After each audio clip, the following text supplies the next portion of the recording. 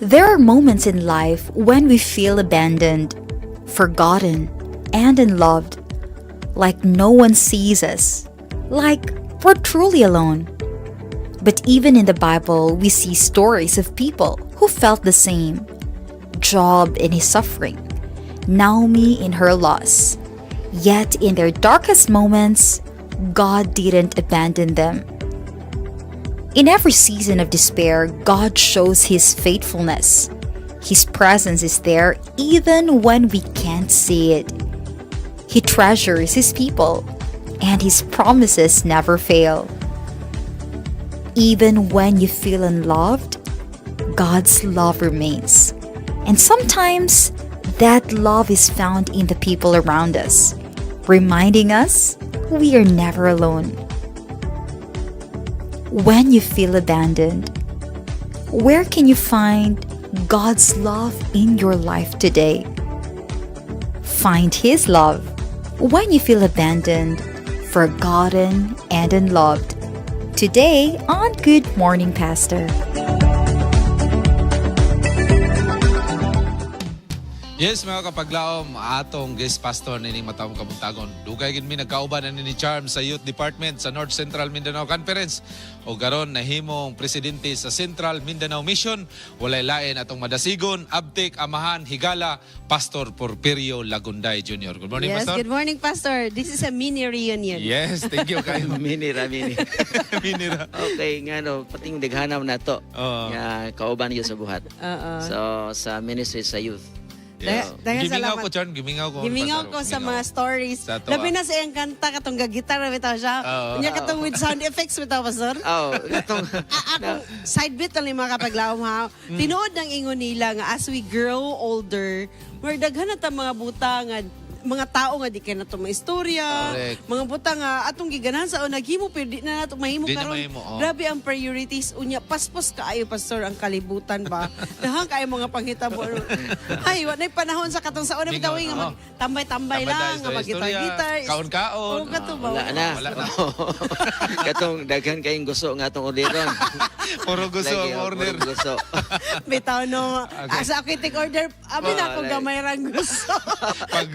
Paggawa sa sudan, puro gusto. Pastor, atong Okay. topic actually karon is about when you feel abandoned, forgotten, and unloved. Yes. Ang main topic nato is I am treasured, pero when you felt like you are not a treasure anymore, Pastor, are there stories in the Bible or specific stories sa mga individual nga nasa Bible, Pastor, nga na feel nila nga gi-abandon sila o kanang moingon nakaingon sila nga wala man siguro nag-respond ang Ginoo? Ay, pating daghan na gyud. Ang mga sa kining mga Bible characters nga mga kuan kayo, inila kayo ha, nga mga murag nag-feel silang gi-abandon sila. Kanato si Joseph.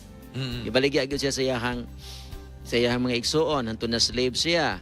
Oh, si Moses, biya siya pagka-prince, nahimo siya didtong luoy kayo. Ang kato po Kato. mga Israelites, Pastor, no? Pero labit siya Grabe. ka years. Di basta perting daghana akong gitan-aw gi-review na ko ganiya. Bisgar. Oh. Ingon si Sarah pag ginsulti niya nga dulugi si Sarah na ingon sa iyang banang dulugi siya niya pagpanganak kay basig mo ning kanya pagkasunod gidaog-daog Di palayas. palakaw layas luoy kayo. Daghang kay daghang. So, kung magkapasok ka nga mga stories, no? Ato magitaan.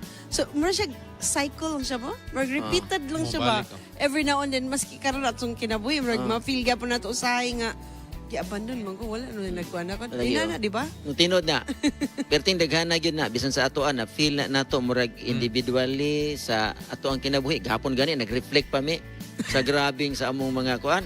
Ako ang asawa katong nagsakit do na puy usapod nga si pastor nga batuon grabe ang iyang kahitayan mata kasing-kasing unya si pastor kuan kaning si sir nga kaniada kami mang tulogo dito gahapon mas tilang reflection na mo murag haom kay sa atong gisigutan karon. Pero nakanindot po sa tawaron, Charm, i-abandon kayo pagkapila-pila na abandon. Kuan juga nga, ko i-abandon diri. So, kumbaga, kung na-feel ni mo nga alone ka or left ka sa group, it's imong kaugalingon na mismo ang moingon nga you have to join the group. Correct.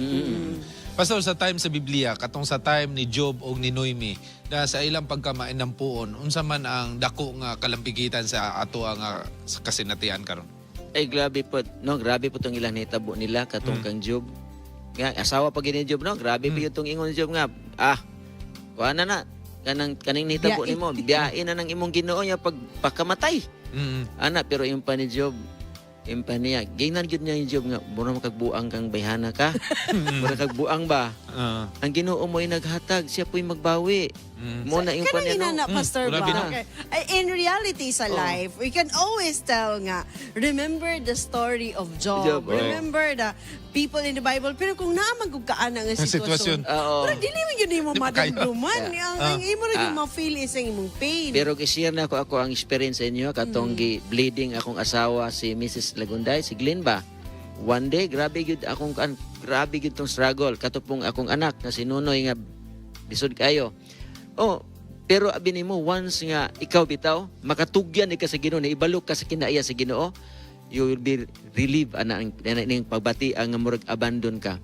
Daghan na sinati sa mao na sinati sa mga biblical characters. Nga sa dihang hibaluan nila kung unsa gyud ang Ginoo, hibaluan nimo nga nagpakamatay gyud ang Ginoo para sa imong gugma sa imuha, ma-relieve you ka So anang kumbaga, Pastor, it's the foundation of everything nga imong ma-feel o sa imong hunahuna, ang imong ma-think every now and then. Ang pag-decide nimo over your situation is knowing God. Yes, of course, that is the foundational yun siya nga makakuan yun. Imuhang relationship sa Ginoo. That is knowing or relationship, your confidence in God. Godfidence, ingon nila, Pastor. No? Yes. That is in relation to what we are feeling today, Pastor. Kay there are really times nga, dili lang man good kay, sa ato na isgutan ka ganinawing, dili lang permi kasakit. Sakit to. Napoy mga Kahayahay. choices nato sa life nga atong basulan. Bisan og naata sa mga kahayahay. Kahayahay, oo. Napoy mga choices or di ba ka panghitabo sa imong kinabuhi nga you feel like katong nakadumdum ko ba kay I in the US kan naka-feel man ta dito nga medyo okay ang ano natay way of buying things. So daghan kay kong sneakers kay na may mga time dito nga sneaker man ang kwan dito, way of life. Pagka pandemic, tanaw ko murag wala man ni pulos ang tanan. Di ba? Like mga inana nga. Even sa una siguro kaning mga time atong pandemic nga daghan tao nga nay kwarta pero wala ipalit. I mean, wala kay mapalit. Wa kay mapalit. Oo. So, nay mga times na Pastor, how do we hold on to the promise of God? Kay of course may nga nga dumduman pero unsay mga steps nga atong buhaton in preparation para ato ni masagubang ang tanan. Abi nimo, kung ato agyang hinumduman gyud ang akan mga steps nga importante kayo kani gyud siyang imuhang yung kuan gyud kining kana ba kang imuhang relationship sa Ginoo unahon gyud siya. Kay kinahanglan basa ka sa iyang pulong, kining pag-ampo. Kana siya nga mga steps importante So kay na kumbaga dili lang siya nga karon lang. It has to be i-build up nimo ang imo relasyon sa Ginoo. kay aron abi nimo sa Bible ang ilahang because of their relationship makarely gyud sila bisag unsa nga panahon. Bisag unsa nga panahon, bisag kay walo bitaw mo atong mga batan-on nga Shadrach bisag abidingan niya nga bisan pa mahal nga rig itambog mo diha pero kami magmatinud-anon jud kay mi sa among Ginoo. Let's digest ka ng pakigrelasyon wing no. Sama sa pakigrelasyon nimo sa imong uyab, di ba? You have to talk every day. Correct.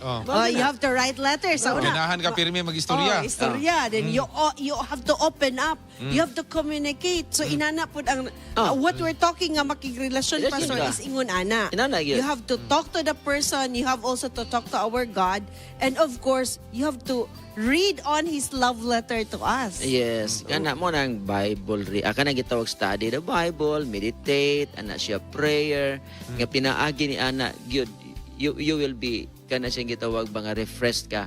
Mahimo ka siya nga ma-establish ang imong relationship sa iya ka nga mosamot jud ka og kaduol niya bisag unsay mitabo di jud ka mo bitaw. Naigingon po, Pastor ba, saglit ang yun kay ni Wing ba nga, kanang nagsigig basa daw pero wala kinabuhi, wala gibutang sa kasing-kasing. Kasing-kasing, Ano, may diferensya. bright lang kaayo in theory, but then wala na butang sa action. Kinabuhi, wala kinabuhi. Mo ginasay usa ka problema gyud.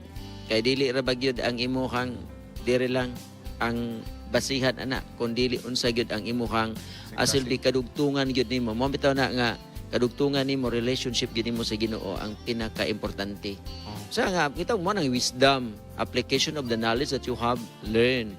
Mo na siya. Pastor, thank you kayo. No? Naaba kay... Taas pa gusto po kita tagtaas og time ni Pastor. Pero ano mo kita. Pastor, parting words sa ato ang mga kapaglaom. Labi na nining kaning lisod nga kahimtang nato sa katong kalibutan. nakafilmi nga gibiyaan. Gibiyaan na mo. Gibiyaan mo. Gipasagdan. O Kay kung gikalimtan. ang naka-advantage na to ron, naatay gitan-aw sa unang panahon, labi na sa mga Israelahanon sa mga kwan. Karon Pastor, unsa may matambag nimo sa itong magkaigsunan nga? Okay, ang ako'y katambag yun sa inyo, no? Walay pagsulay nga ihatag sa Ginoo, itugot sa Ginoo nga dili kana sa imong panalangin. Sama sa kang Jose, no?